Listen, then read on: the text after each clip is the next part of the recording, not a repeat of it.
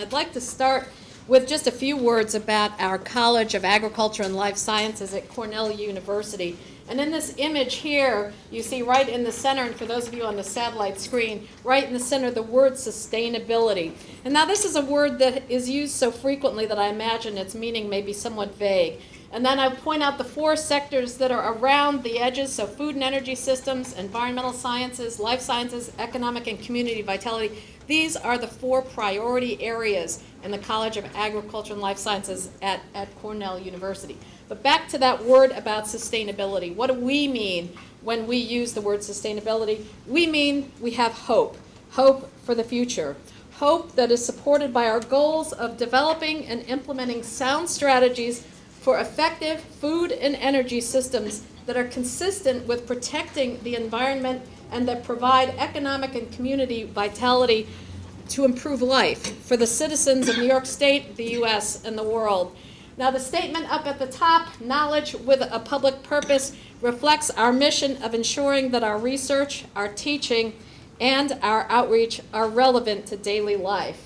Now, we're here today, as Sil said, specifically to discuss concerns regarding genetically modified organisms, or otherwise referred to as GMOs. And I'm joined here today, as Sil also said, by Dr. Margaret Smith, who will provide the scientific details this afternoon on this topic.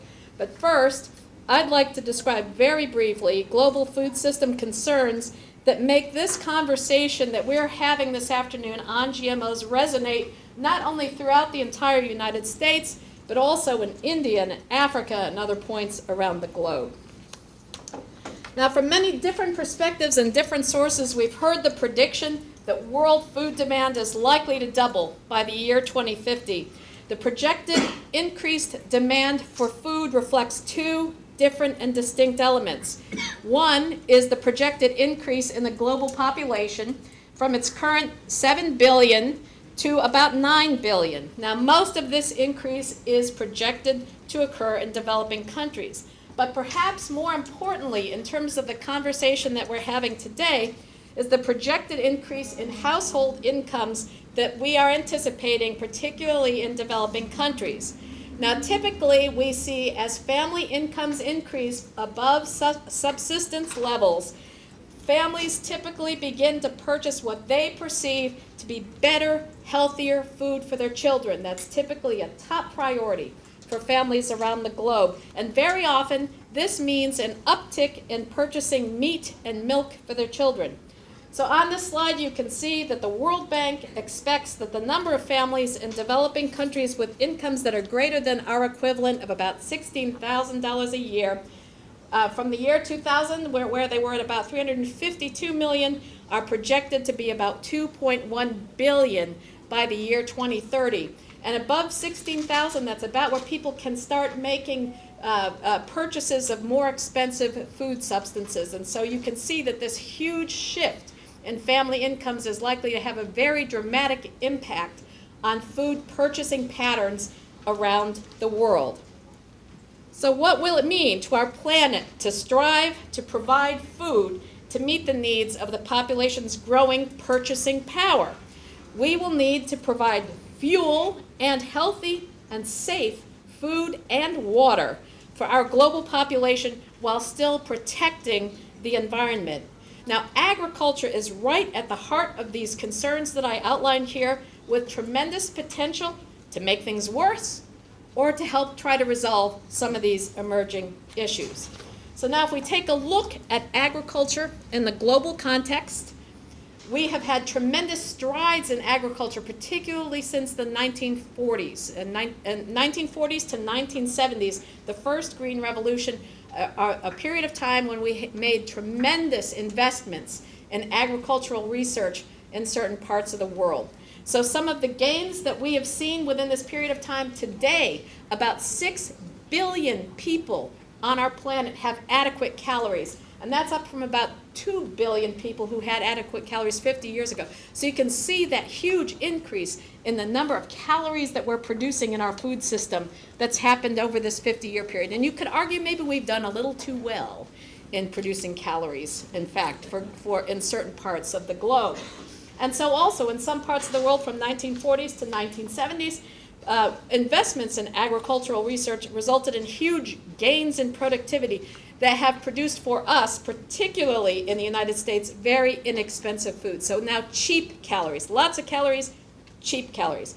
And in these same regions, in many cases, our producers, our food producers, have become very efficient.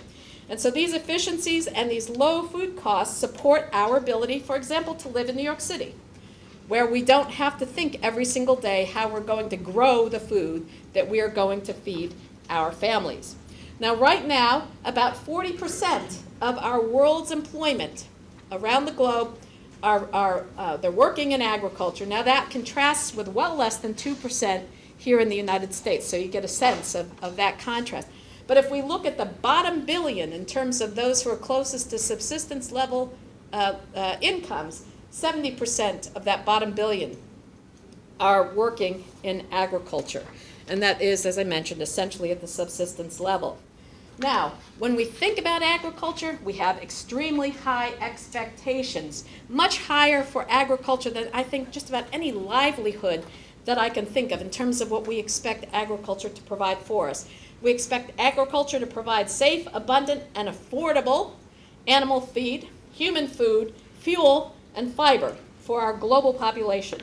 We expect agriculture to provide financial sustainability for those who are growing that food. We expect agriculture to protect natural resources and the environment. We also expect it to contribute to our quality of life by protecting open green space in the lovely areas in the part of the world where we can drive through and enjoy having some green space. But we also expect agriculture to contribute to the well-being of the farm families, of the farm workers, and of the entire rural community. And so, in summary, we must move forward with strategies that balance multiple priorities of feeding a growing population in the context of increasingly limited natural resources while enabling sustainable economic development, so watching the rising income levels of populations around the globe, and while addressing our growing need for energy in the context of a changing climate. These are tall orders. And so now, I'd like to turn our attention to the reason that we're gathered here today. We'll now hear from Dr. Margaret Smith, who, as Sil mentioned, is a professor of plant breeding and genetics at Cornell University.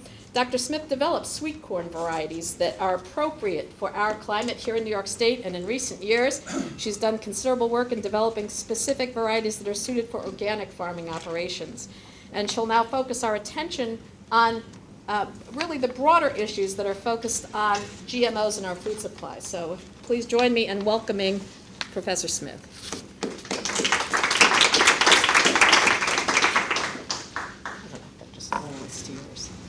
I hope so. No. Okay. Just so everybody knows, I have copies of the slide presentation, so if anyone needs those, I can email them to you. Just let me know. Right to us. there. Okay, now that I've dominated technology, I'm good. Thank you very much, Dean Boor, for the introductory comments. Whenever I listen to that outline of what's expected from agriculture, it tends to create a giant pit in my stomach.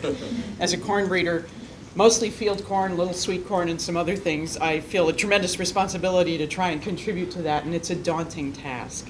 So what I'll talk about today is biotechnology, genetic engineering, and agriculture.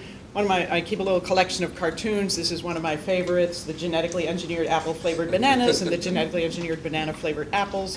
None of these exist, but it's an amusing concept, and I think it speaks to the fact that we sometimes do things because we're able to, not necessarily because they're needed.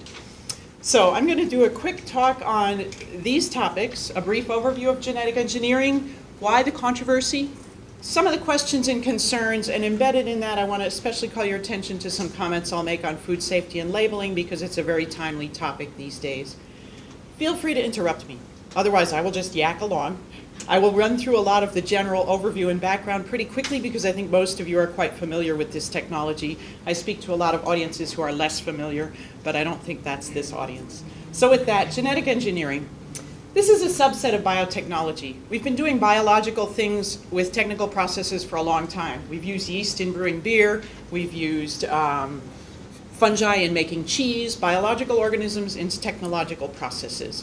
Biotechnology, with the advent of genetic engineering, we've taken a new step.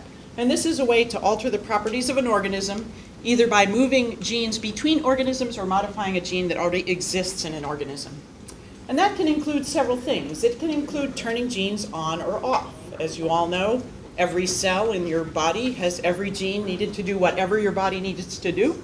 You certainly don't want them all expressed in every cell. Those ones that make fingernails don't work well when they express on your face. So we don't want all genes expressed at all times. There's regulation.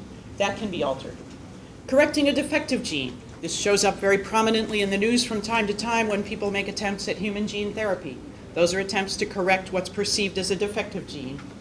In this category on the bottom, let me move this chair so it's not in the way. Moving a gene to a different host, which is where our genetically engineered agricultural crops fit in. I'll take a moment to talk about genetic material. The DNA, as you know, is the genetic material. It carries all of the instructions to make an organism, both the products, the structural products, as well as the regulation of when and where in the development of that organism they're produced. And all that's done in what amounts to an alphabet of 4 letters, the nucleotide base pairs that form the basis of this DNA helix.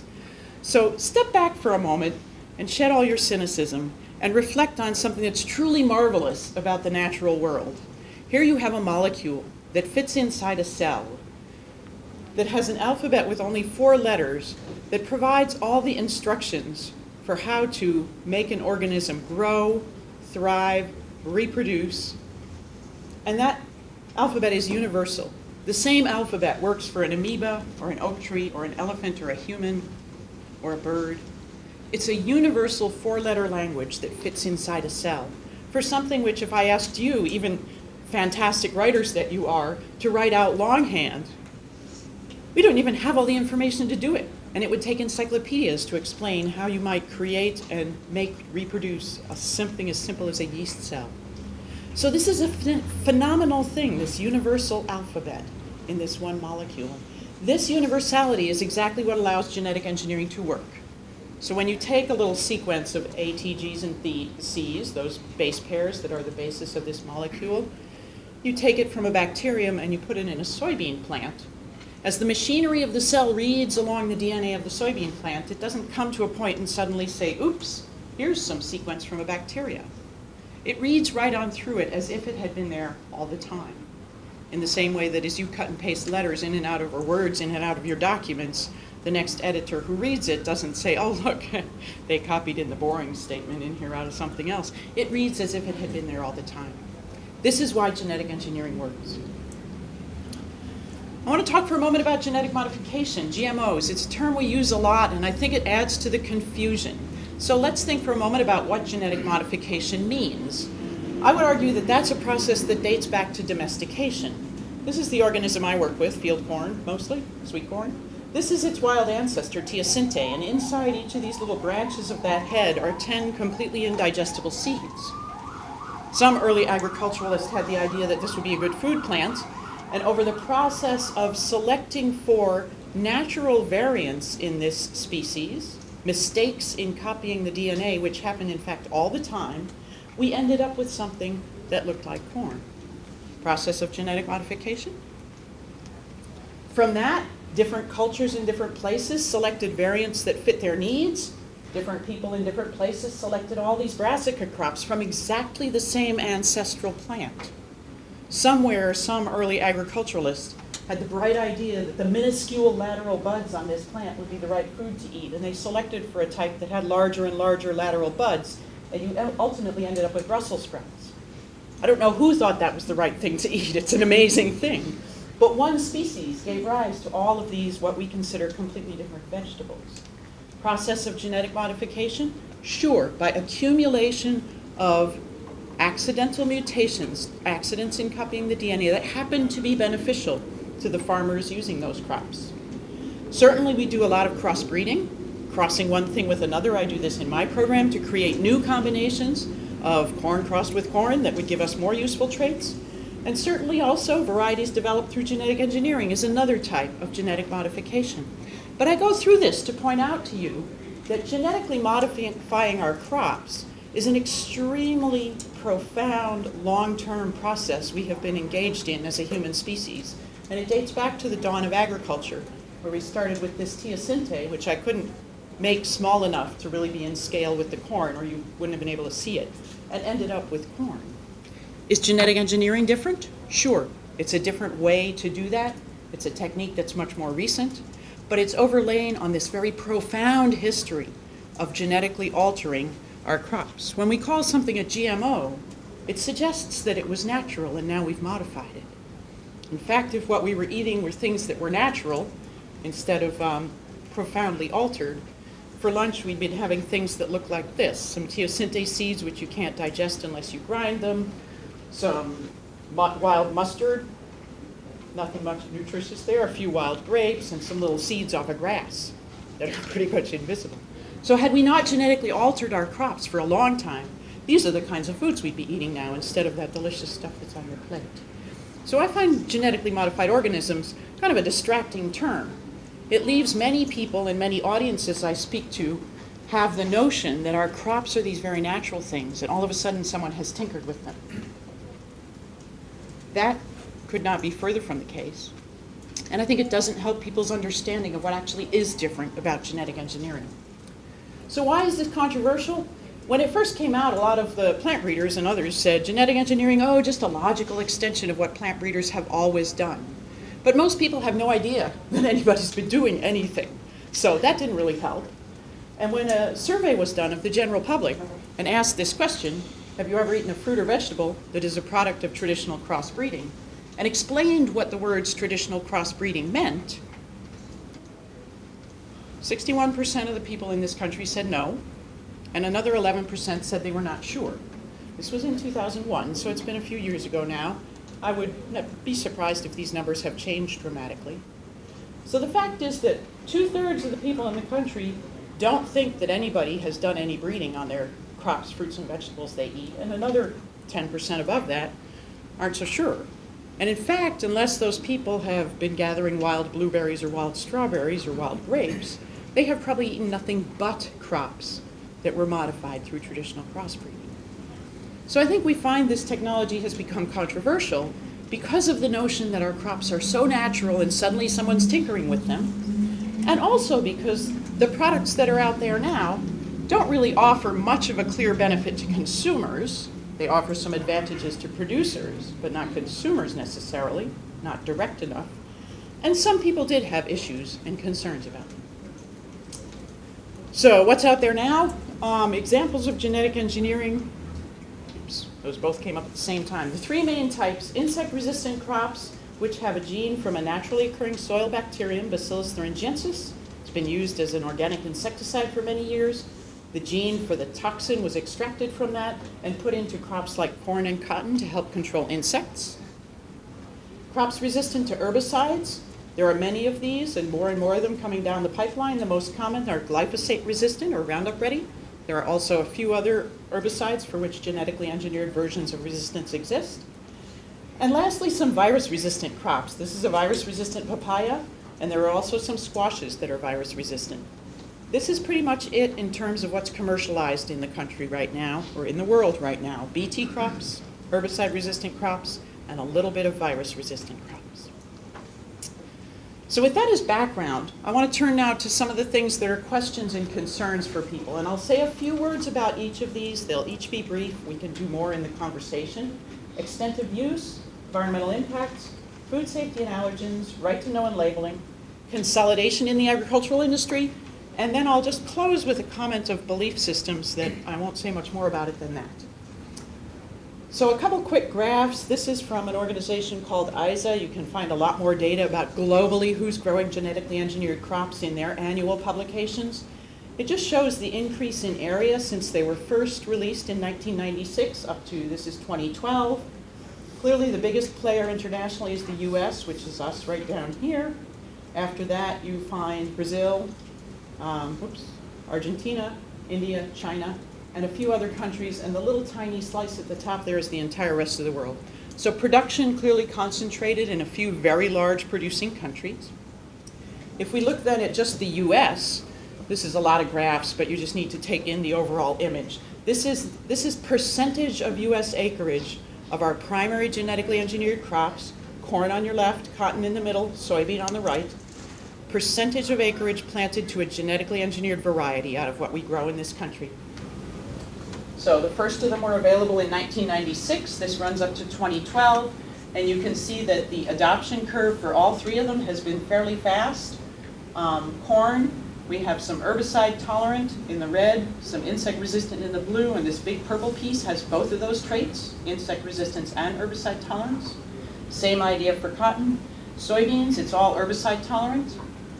Nearly 90% of the corn acreage in this, field corn acreage in this country, over 90% of the cotton and soybean acreage in this country is planted to genetically engineered varieties. Clearly that reflects a benefit perceived by farmers to these varieties. They've been adopted extremely rapidly.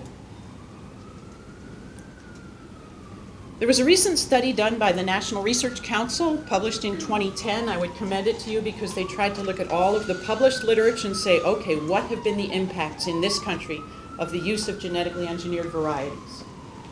They found that there was more herbicide used, but the herbicide being used was a less environmentally damaging one. So you have a bit of a trade-off. Less use of herbicides that were a little more environmentally problematic, and more use of one that is understood to be less environmentally problematic. Less insecticide use. No major concerns with gene flow to date. They noted that many farmers had benefited economically as well as in worker safety and convenience. These are some of the attractions to farmers that caused that rapid adoption. Then they started to waffle down here. Effects on prices and on those producers who choose not to use genetically engineered crops, and the social impacts are not fully understood, and there was a need for more study of market concentration. So these are the areas where they didn't find very clear evidence. I want to show you a picture that relates to the insecticide use because this is one of the environmental issues.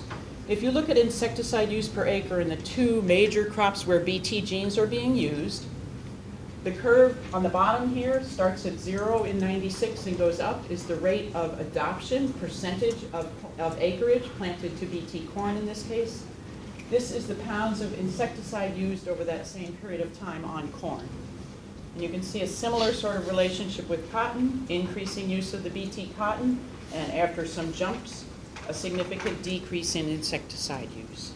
So in terms of environmental impacts, reduced use of insecticides on a couple of these major crops appears to be one of the benefits we see. Food. Most people I talk to are interested in food because, as Dean Boor pointed out, less than 2% of us are actually producers, but all 100% of us like to be consumers. So the big question, am I eating foods from genetically engineered crops? And the unambiguous answer is yes, depending on how you choose to purchase your food. About 60 to 70% of supermarket foods contain ingredients derived from a genetically engineered variety. And when I say supermarket foods, I mean the packaged and processed kinds of things in boxes and cans. Certainly things with soybeans and corn are the obvious ones. 90% of our US crop is genetically engineered varieties. So when you look at cornmeal or corn oil or soy sauce, likely derived from something that included a contribution of genetically engineered varieties.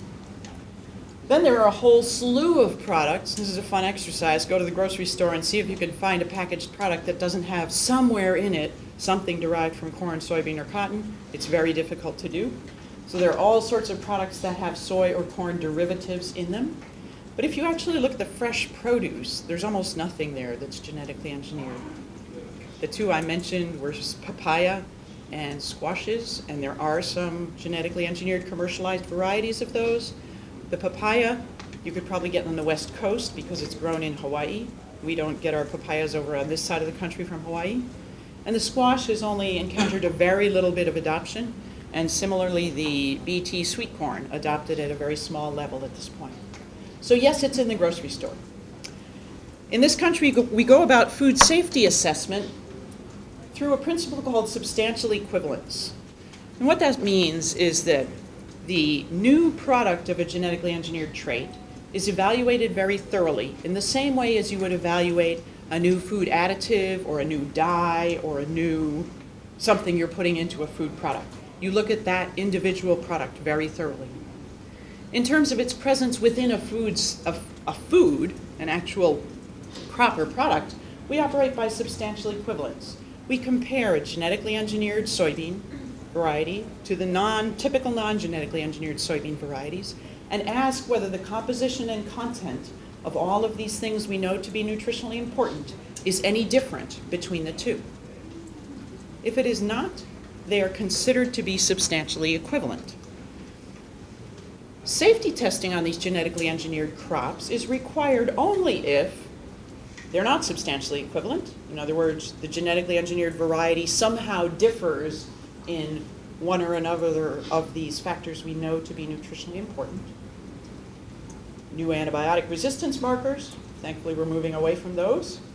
Uncharacterized genetic elements are present, bits of DNA we don't know what they do. Any kind of higher toxin levels or any potential for allergenicity in the new protein produced. These things trigger mandatory food safety testing. If none of these conditions are present, then a food safety consultation with the Food and Drug Administration is all that's expected. Why have we taken this approach? Well, testing for food safety is something that in all our other situations, the additives and the food dyes and the preservatives and so on, is focused on the compounds that are novel or unique in the food. The way we do that is by offering those things at a very high dose over a short term to some kind of a laboratory animal. And part of the reason we take that approach is because if you did toxicology tests on things we regard as whole foods in this way, offered them at high doses over a short period of time to a laboratory animal, you would find that most of our whole foods have anti-nutritional properties. And it's nothing surprising. It's exactly the same principle as if all of you in this room decided to go on the only carrots diet for a week and all you ate was carrots. We could come back in here next week and you would all be orange and you would all have carrotitis because you've gotten way too much of some nutrients and nowhere near enough of other nutrients. So offering whole foods in extremely high doses over a short period of time to a laboratory animal, which is our way we go about trying to test for food safety, is going to reveal problems. How do you compare problems with the whole food and problems with genetically engineered food in that situation? So we have instead chosen to focus on the compounds that are novel or unique and on substantial equivalence for the other things we know to be nutritionally important, because basically we don't have tests that are really effective for chronic health risks at low doses in mixed diets, which is how we consume pretty much everything we consume. So this is not a problem that's unique to genetic engineering. It's a problem with anything else in our food supply as well. But this is how we have chosen to approach the challenge. The Food and Drug Administration takes this approach to monitoring food safety. So I should also say, before I leave the topic of food safety, I have not seen any evidence to suggest that any of the commercialized genetically engineered crops that are on the market right now offer any risk to food safety. They've been looked at pretty thoroughly. So I don't see any concerns about food safety with the products commercialized now. As new products come through the pipeline, we will need to look at them each on a case-by-case basis, use our best science and our best understanding to make sure we are being thoughtful about what any potential risks might be. I want to talk a little bit about labeling. It's been in the news a lot lately. And this is some food for thought. In this country, with crops like corn, soybeans, and cotton, we grow genetically engineered and non-genetically engineered varieties, and they all get harvested together and thrown into huge equipments and huge trucks. If you take whole foods or grain and sell those in the market, like whole corn, whole tomatoes, you could actually detect the genetically engineered DNA or protein in those. But once these are processed into more refined ingredients like syrups, flours, or oils, or even more so the derivatives, the nutrients, the vitamins, the monosodium glutamate, all the other stuff we get from these products, there's no DNA or protein from that genetic engineering event left to detect. So if you want to think about labeling a more processed or refined product, what you're labeling is not something that's going to be measurably different in the product itself. Kind of a challenge with the labeling issue. Most of our labeling in this country is what's called product-based. This is what the Food and Drug Administration does. And it's about the qualities of the product, the things you can measure in it, that are distinct. Labeling is required only for genetically engineered products if they're not equivalent in terms of those measurable compounds, fat, fiber, carbohydrates, et cetera, to a non-genetically engineered product. The bills that are coming through legislatures that request labeling of genetically engineered foods are talking about process-based labeling. And this does take place in Australia, New Zealand, some parts of the EU. And in that system, labeling is required based on the process for producing that crop. If it came from a variety that was genetically engineered, regardless of whether there is any measurable difference between the non-genetically engineered and the genetically engineered product, it would be labeled. So the label tells you about the process by which it was produced, not the actual content of the foodstuff itself. As food for thought, these are all common food ingredients that are derived from corn and soybeans. So you can imagine how many of these show up in one or another processed product on the grocery store shelf. A label that would indicate that something contains an ingredient from a genetically engineered crop could pretty much go on most of the things that are processed products in the grocery store because they're so pervasive, these kinds of ingredients are so pervasive in our food supply. A couple more reactions on this one. Do consumers want labeling? Well, if you actually do a public opinion survey that says this, ingredients derived from genetically engineered crops are present in 60 to 70% of processed foods, do you think they should be labeled? Almost everyone will say yes. If you do this survey, what do you think is missing from food labels? Very, very few people will say information about genetically engineered crop content. Grocery stores get very few requests. So do you want labeling? It depends on how the question is asked, just with so much survey information. Another big question is who should pay for labeling? Everyone says, oh, it can't cost much. You just slap something on the label there, one little set of words. And that part is true. However, the bigger implication is if you actually have to reach back into the food system and have separate handling and tracking systems for varieties that are genetically engineered and those that are not, in these large grain elevators, railroad cars, large trucks, all the ways we collect and move around commodity grains like corn and soybeans and cottonseed, that would be extremely costly, and that cost would be passed on to consumers. So you can ask the question, should everyone pay that cost, whether they want it or not? Or should there be some way that only the people who are concerned should pay for the cost of labeling? These are the things that create tensions among those who favor labeling and those who are concerned about it. Okay, it's getting late in time and I'm gonna hit 2 more points and then I'm done and you guys can say something instead of listening to me drone on. I wanted to talk about consolidation in the agricultural industry and profits because this is another area people express concern about. What this picture, this pie chart shows is the number of applications for deregulation, in other words, permission to commercialize a genetically engineered crop in the US. They all have to be applied for permission through the US regulatory system. There have been a total of 87 so far. These are the companies that made those applications. Making an application does not necessarily mean you commercialize that crop, but it means you got permission to. Sometimes the market didn't look good enough or wasn't worth it finally, but they did get approval to commercialize. So you can see some pretty big players. There's Monsanto, this is Calgene, this one over here is, I believe, Agrivo, and a lot of small players, and there's one up here that's Cornell. Cornell's genetically engineered papaya. So that's ours because papaya is such a big crop in New York. There are good reasons for that. Keep that image of that pie chart in mind because something that has happened concurrently with the advent of genetically engineered crop varieties is consolidation in the seed industry. So those are the people who applied for those permissions. This is what that picture looks like now. Monsanto has purchased all of these companies. Aventis is this group. Syngenta is that group. DuPont is this group. So there's been a lot of consolidation, and as people express concern about individual or a small number of companies controlling a lot of this technology, this is why. It's not an invalid thing to think about. When Monsanto seems to be the boogeyman that gets all the attention when people want to complain about genetically engineered crops, this is why. They are by far the biggest player in that market in terms of permissions to commercialize. Okay, so we've hit up a little bit about all of these, except for belief systems and ethics.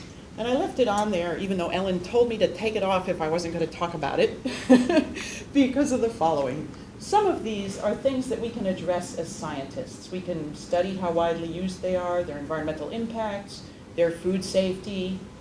Once you get down into these, right to know, consolidation of ag industry and its profits, belief systems, these are societal values. So how we choose to regulate these things, how we choose to label or not label them, that can be informed by science, but there's also a lot of value judgments, societal value judgments that go into some of these as well. And certainly there are people who just believe this is not right to do for whatever reason. There's nothing science is going to tell them that's going to alter that. It's not a scientific question. There are countries where they don't want to accept this. In the world of marketing, the consumer is always right. So I think we'll have to find ways to live with all of those points of views and recognize that our government approaches will differ from country to country and that those are all a mix of based on science and scientific assessments and national and societal values. So thank you very much. You've been very attentive. I really appreciate it. And I'd be happy to answer questions or to hear what you have to say. Yeah, please. Hi, I'm Hiroko from Nikkei newspaper. I was very informed by the slide and your presentation, but it seems like there is a concern about the super insects and super weed that has been on the topic, and you didn't really mention about it. Like, how do you see that impact of that? Yeah, so for people who didn't hear, the question was about the concern that seems to be out there about super insects and super weeds. Yeah, and you know, it's always a challenge to figure out which things to throw into the presentation because there's lots of aspects we could address. That's a very good question, thank you. We know since a long time ago that if you try to control a problem pest with the same control measure over and over and over and over again, very rarely does that pest just disappear from the face of the earth. It evolves. This is exactly the same issue we see with things like trying to control human diseases, where new variants keep coming up that are resistant to our antibiotics because we've overused those antibiotics or not used them correctly. Same is true with genetic engineering. We have herbicide-resistant crops, which have made it extremely convenient to control weeds with the single herbicide that they've been engineered to resist. And so there's a tendency to just use that herbicide over and over and over again. BT for corn rootworm control, very effective. There's a tendency to use that same approach over and over and over again. The insects and the weeds are also organisms that evolve, and they're going to evolve if they can to get past that control. So I think what I would say is this is an agricultural systems question that we should have already learned.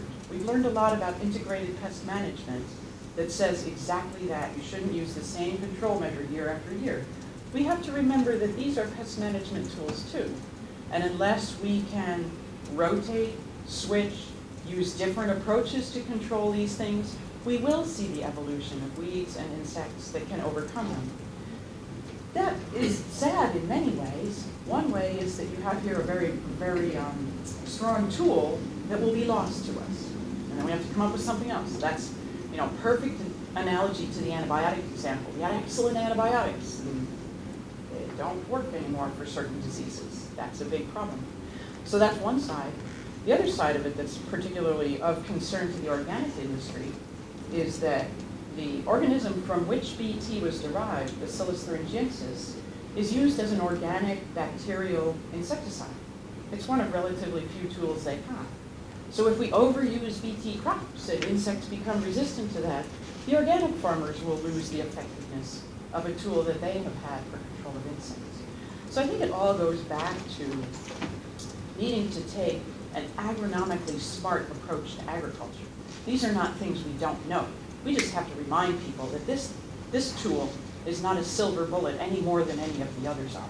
It has to be used carefully and in a way that, managed in a way that doesn't lead to exactly that problem of evolution. It's becoming, since it's hitting the headlines now, people are beginning to really think about it and do a better job. Okay, we'll work this way. Yes, I saw you, and then I'll go back to you. Just one issue with like the allergens, my understanding is that the companies have to report that there's a problem. So that doesn't sound like it's going to be very comprehensive. They have no incentive to report there's a problem.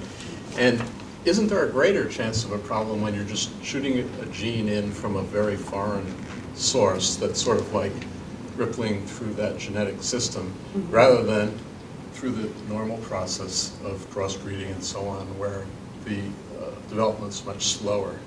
And that's my understanding, is that genetically modified technologies are kind of like shooting a bullet into it, and some of the fragments they're not all going to go where you want them Right, to. where you wanted so. it to, yeah. Very good question. So let me address first the approach. So there are, one of the approaches indeed is literally shooting what amounts to a bullet into a pile of cells. And the genetic material, which doesn't necessarily fragment all over, but will go into some cells and not others, okay? And it does insert at random. So you don't know whether it's going to stuff itself in the middle of a critically important gene or in the middle of a regulatory thing that changes expression of other genes. So once you've gotten these things, you've created them, then there is a process of several years of screening in the field to find out which ones produce the product you wanted and have not messed up the production of all the other things you need to make a successful variety. So there's an initial screening period to weed out stuff that's causing random weird effects you didn't want, okay? From the company's point of view. Yeah, admittedly. And the company also needs, they need to have a product that when they sell it to a farmer doesn't do random weird things they didn't want, because it's not going to get bought again. Right. So they do have some vested interest. I'm very sympathetic to the company regulating itself worries that you're expressing, but they do also have to watch out for their future market. In terms of allergenicity, there is evaluation that happens before it's approved to look very carefully at the potential for allergenicity of the proteins that are, the new proteins that are being produced in that crop, okay? We know, not me, scientists who are I can't say that word, who study allergens, know a fair amount about the characteristics of allergenic molecules. What kinds of things are they? What do they look like? What are structures we should watch out for? They also have ways of doing, they do digestibility studies in Petri plates. And if something digests more slowly, that's a red flag. Anything that remains in the gut longer has greater potential to be an allergen, just because it's there longer. So if it digests any more slowly than they would expect, that's a red flag that gets investigated further. So there are various places in the food safety assessment process where the allergens get looked at. The FDA requires these tests? The FDA, let me think about this. They require you to look at the new protein product carefully, okay? The protein within the crop, so the overall genetically engineered crop, that goes back to the substantial equivalence thing I talked about. And in that case, the consultation on safety is voluntary. Right. This is probably that's the a big objection, most obviously, uncomfortable of some thing of I the have to talk environmental- about with audiences. Yeah, I mean, a lot of the environmental groups point out just this very thing, that we're really not testing them adequately. You know, the actual product is not being tested, and the U.S. government doesn't require that. So. That's right. They don't require that testing for something I breed as a corn breeder who does not, by the way, do genetic engineering either. I'm responsible for making sure I didn't do anything nasty to it, okay? So, Yeah. so that's true. Well, Every except product that's out there has had what's called the voluntary consultation, where the company has in fact talked to the FDA, but it is exactly that, a voluntary consultation. Right, I mean, if you're allergic to soy, let's say, Mhm. and some product uses a soy gene, Yeah. it's not going to be labeled soy, so the consumer doesn't know. That would he's buying have soy. to be labeled, because you've inserted something with potential allergenicity. That absolutely requires labeling, no question, okay? So if the new gene that's put in there has any potential for allergenicity, it has to be labeled, okay? So that we do require labeling on, mandatory, okay? It's, there was an effort a while ago in soybean, actually, to develop an enhanced protein profile, and they started by pulling allergies in people who have nut allergies, and they just stopped that development immediately. So at least I have one example where the industry did something very responsible in terms of saying, no, we can't even go here.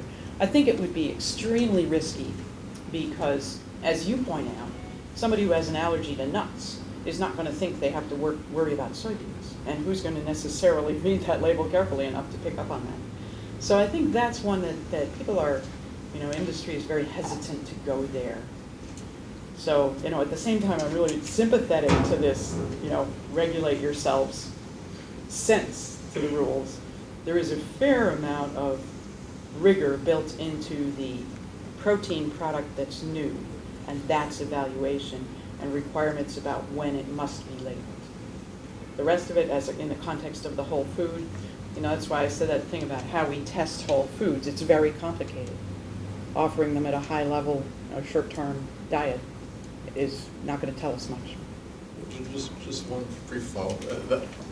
Isn't this like a much more invasive process in terms of what we're getting than the traditional breeding? I mean, that's one of the arguments, is that this is really messing at a deeper level because you're putting a fish in a soybean or whatever you're doing. Yeah. You're moving between, Yeah. Groups of organisms that developed millions of years apart and don't have much to do with each Not other. going to be crossing very often So in nature. that's, the argument is that you're taking a lot more chances with this than you are with the traditional breeding techniques. That is certainly an argument and certainly a source of concern for a lot of people. And you can look at it as, with our traditional foods, we've evolved together with them. And once you start pulling things out of a bacterium that's not part of our traditional food supply, what does that imply? I had some really good thing I was going to say, and now it went out of my head. I'm sorry. Give me 1 second. So the other thing to realize is that although these things are evolutionarily very deep separations, they also have a lot of genes in common. It's surprising. So, life goes back to some proto-organism, right? And there's a lot of genes for just many things that are maintained in common across those organisms. So there's less difference than you might think or feel comfortable thinking. This is something new, and that's why I think we need to be vigilant, thoughtful, particularly thoughtful, and look at each example on a case-by-case basis using our best science and our best ability to project forward what could be the problems here to make sure we don't run into problems. But, it is reaching farther afield than what you can cross, what's going to be cross-compatible. Yeah, let's go. We'll go there and then keep going that way. Great. So one of the fears about these crops is that they'll escape into the wild. And can you mention some precautions that they take to make sure that doesn't happen, and maybe comment on the recent report that some wheat escaped in Oregon? The wheat, I knew it was going to come up. That one I'm at least ready for. Okay. If anyone brings up the pig study, I haven't read it yet. Okay. So there's people do get really concerned about escape into the wild, and one of the examples that I think was most interesting is with a product that hasn't yet been approved. It's a Roundup-resistant creeping bent grass for golf courses. Probably not what I would put on the most urgent list for feeding the world, but at any rate, there it is. And people said, man, this is going to get out into natural areas and it'll just, destroy the populations and so on. But when you think about it, Roundup-resistant creeping bent grass, its advantage is that it's resistant to Roundup. It might creep out into a natural area, but no one's spraying those natural areas with Roundup. So it's going to be actually a selective disadvantage because it has these extra genes and processes that it doesn't particularly need to compete in the wild, okay? So I think when you worry about things escaping, you need to really think through what is it how are they going to escape? Is it by pollen blowing or is it by them just kind of creeping out there? And if that does, what's the hazard there? What's the risk? There was a lot of talk maybe 10 years ago about genetically engineered traits in Mexico getting into farmers' maize varieties. And it was never substantiated when all was said and done. But even if they had, if I were a Mexican farmer struggling to produce food and some corn crossed into my corn that had a Roundup resistance gene, well, I'm sure not buying Roundup, so that's not going to make much difference to me. It's not going to dramatically alter my corn.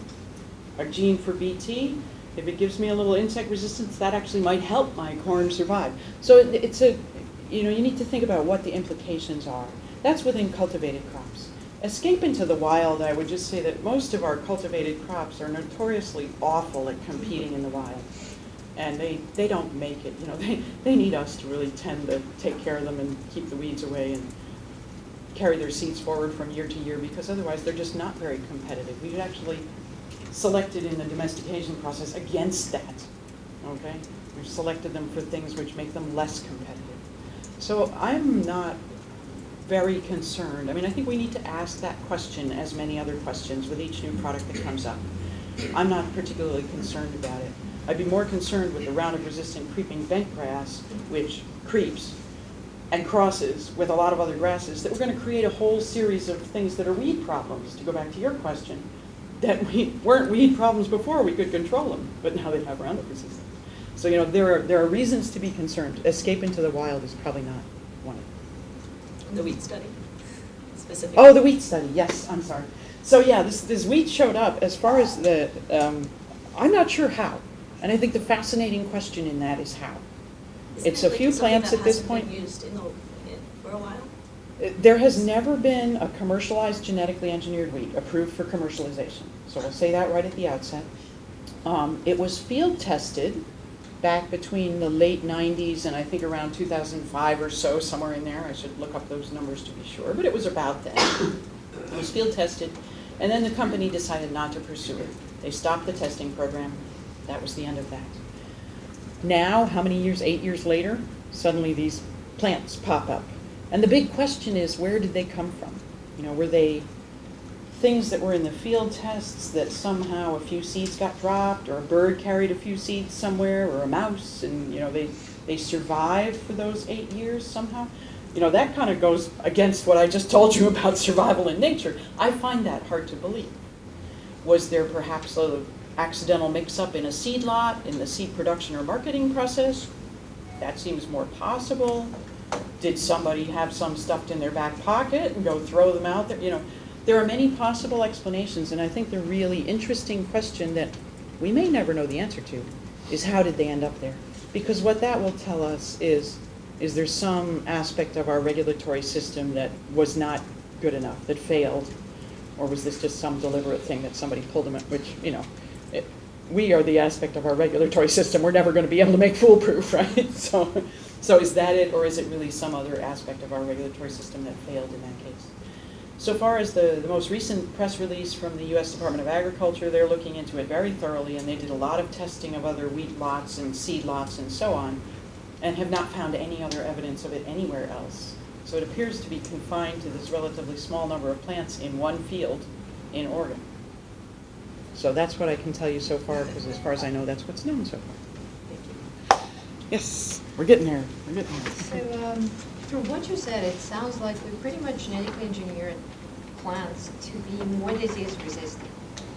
But I thought we also genetically engineered them to produce bigger crops and larger fruit, and maybe have some other qualities that we wanted. For example, now scientists are arguing that perhaps our sudden intolerance to gluten is because we also genetically engineered wheat to have a higher level of gluten because it bakes better and whatnot, and now we're suffering from our own experiments. And I'd be curious to know what you think about it, and also are there other plants that we engineered for that reason? So starting off with the question about what we've engineered for what. Mm-hmm. Basically, the insect-resistant crops, the herbicide-tolerant crops, and the ones that have some virus resistance are the three types of things that are commercially produced now. Mm-hmm. There's been a lot of research on many other things. There are things in the pipeline. Mm-hmm. There's a drought-tolerant corn that was experimentally planted last year. Good year to experimentally plant it because the Midwest had a huge drought, right? So that's in the pipeline. Mm-hmm. There are things which have enhanced nutritional properties in the pipeline, but none of those have been commercialized yet. As far as things which are actually higher yield, this is much more, I can say this as a plant breeder, that's genetically much more complex than we could begin to try and engineer right now. So we do that through traditional breeding. It's a bit of a black box still, and that's how we have to manage it. The wheat and the gluten, there are no commercialized genetically engineered wheats. Have we bred wheat through traditional plant breeding for good baking quality? Yes. I'm not a wheat breeder. I presume that has meant at least maintaining some level of gluten because that's part of baking quality. I'm interested in all the allergy questions because I hear it from so many directions. The people who are allergic to glutens or have celiac disease, the peanut allergies, that we seem to have just a ramping up level of allergies as a population as a whole.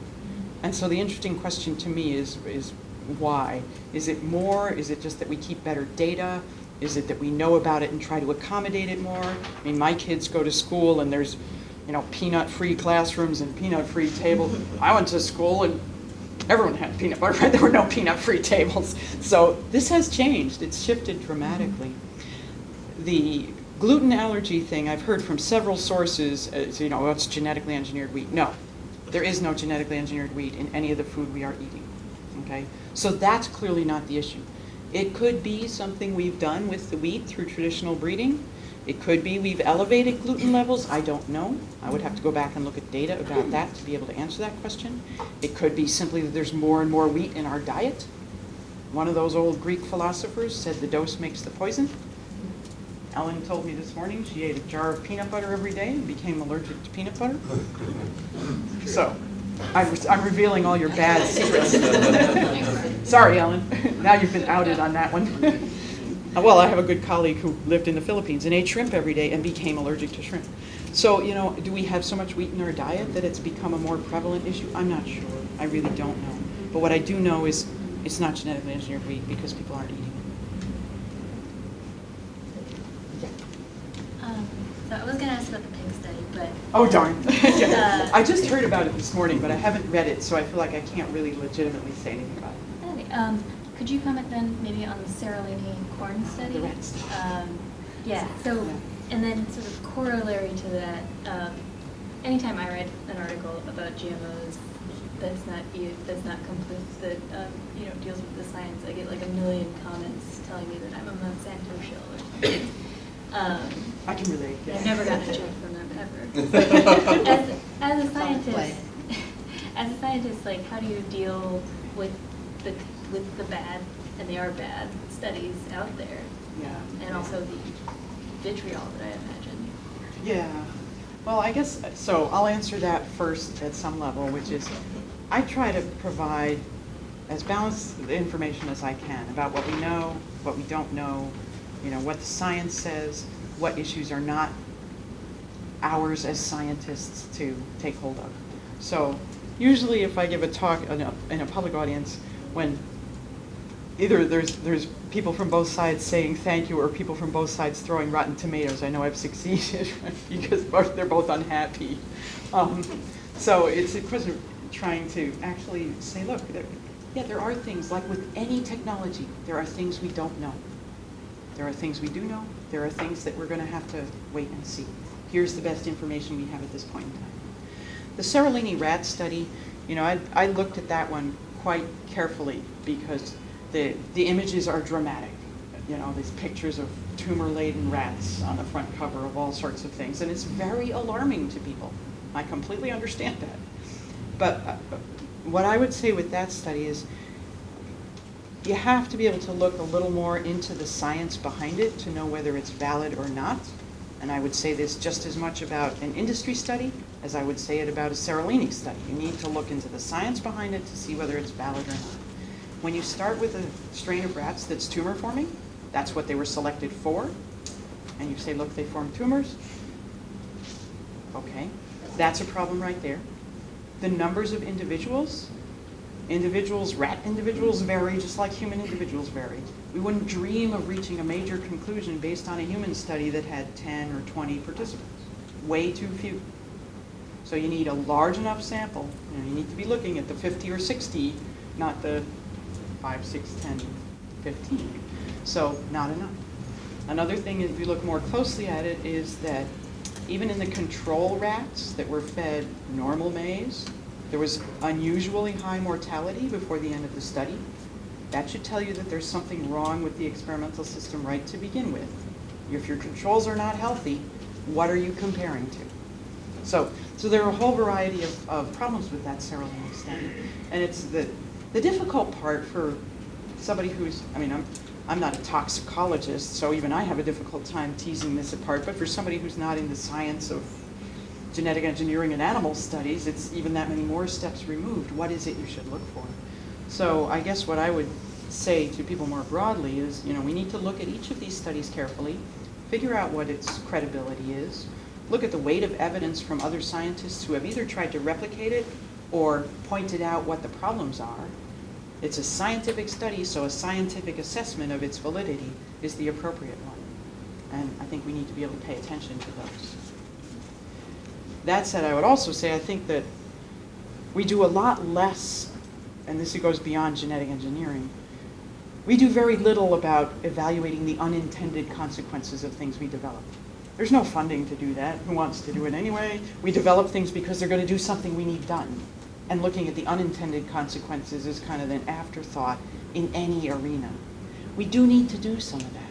We need to be more vigilant about that.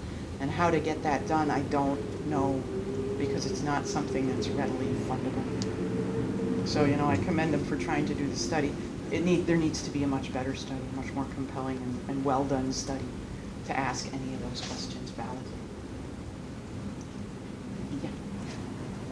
Building on that question, in Asia and in Africa, continents where they don't have the fancy grants and funding that we have here and in Europe, there's not the same demonization, such as Prince Charles screaming about GMO all the time, and people putting foods that are so labeled on a separate floor or a separate shelf or a separate continent. Is it not that we're dealing with multifactorial problems, and yet we refine our studies to a very slim number of factors that cannot help but be incorrect, because we haven't noticed, for instance, in Asia, the hormone level is much lower than the ambient hormone level here, where we have very large breasts, most women in this continent. And it's not because we're all supposed to have large breasts, but we're bathed in hormones. Men get too many hormones, we get too many hormones, everybody does. In Asia, they have fewer hormones. They have other problems, but they have fewer hormone baths. And I think that the multifactoriality of much of what we're looking at defies clear categorization in a very limited, very carefully manicured subject study. I think it's a very valid point, but the world is more complex. And I think what you say speaks to the need to study sort of interventions, technological or otherwise, within the context that they're being used. I think that's extremely important. There's a lot of people who would say, BT corn in Africa, they're a corn-consuming country, we should get those BT varieties over there. Well, what they forget is that they have different insects. The insect pressure level is different. The same BT genes will not work. So there is research being done. So it's not as simple as slap in the genes and give them the varieties. That does not work. So I think what you're speaking to speaks to this broader complexity of the world and the interactivity of most of the things in it. I think we also do have a responsibility as a more well-resourced society to be as thoughtful as we can about measuring the potential unintended consequences or the longer term, thinking through and projecting what might be the longer term effects of some of these technologies. And also cultivars.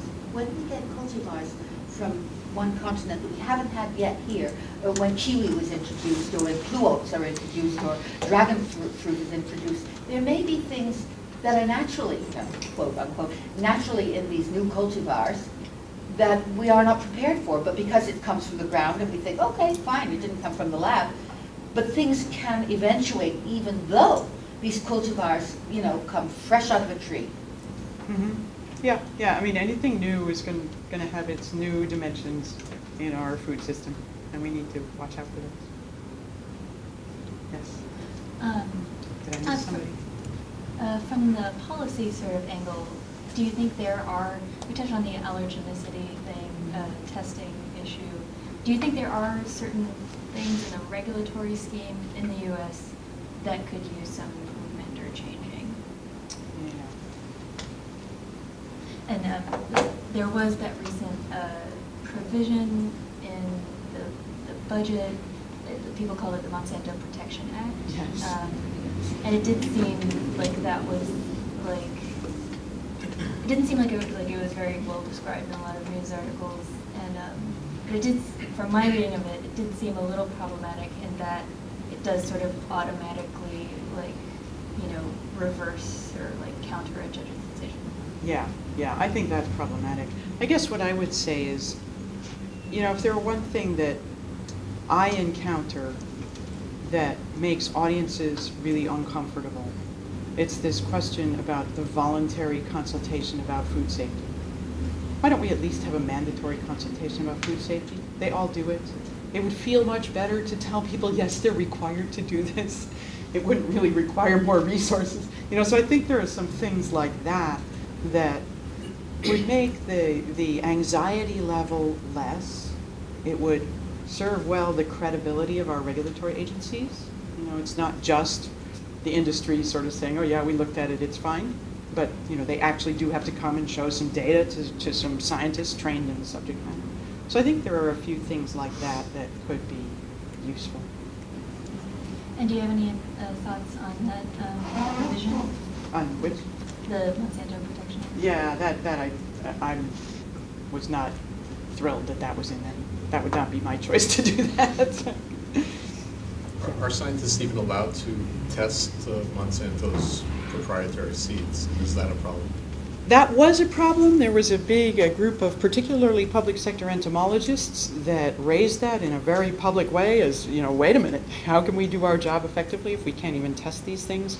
So that has been addressed, and we can get permission to evaluate things. They're much more open with that than they used to be. What the companies are? Or? Yeah.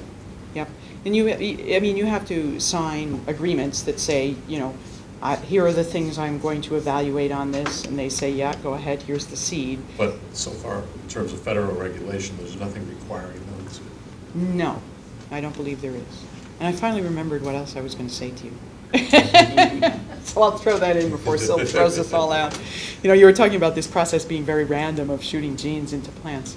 But I think it's also important to realize that when I, as a traditional plant breeder, take a corn from Mexico and a corn from New York, which I do, and cross them together in order to try and get the great insect resistance out of that Mexican corn into something that actually grows in New York. What I'm doing is combining lots of genes from two different parents. So there's a lot of chaos in the genetic material there. Have they evolved from a common ancestor more recently? Sure. But it's still mixing a lot of different genes from two parents. Genetic engineering, they're sticking one thing in there. So which one is more chaotic? I'm not sure I could say. Certainly sticking something in, the genome is not a floor where you drill a hole and put it in and that's the end of it. It's more like water. You plunk it in and it has little waves that move out through the genome, but we do try and assess which ones of those have problems or don't have problems. So which one is more chaotic? I'm not too sure. And the one other thing I'll say is technology with genetic engineering technology itself is now at a point where people are able to not just blast things in, but begin to insert them in a known controlled spot where they know what's going on in the genome in that area. So it's a science that's moving forward extremely rapidly, and I think you'll find that within a few years the process on that end will be a lot less chaotic. Meanwhile, I'll still be crossing my Mexican and U.S. corn.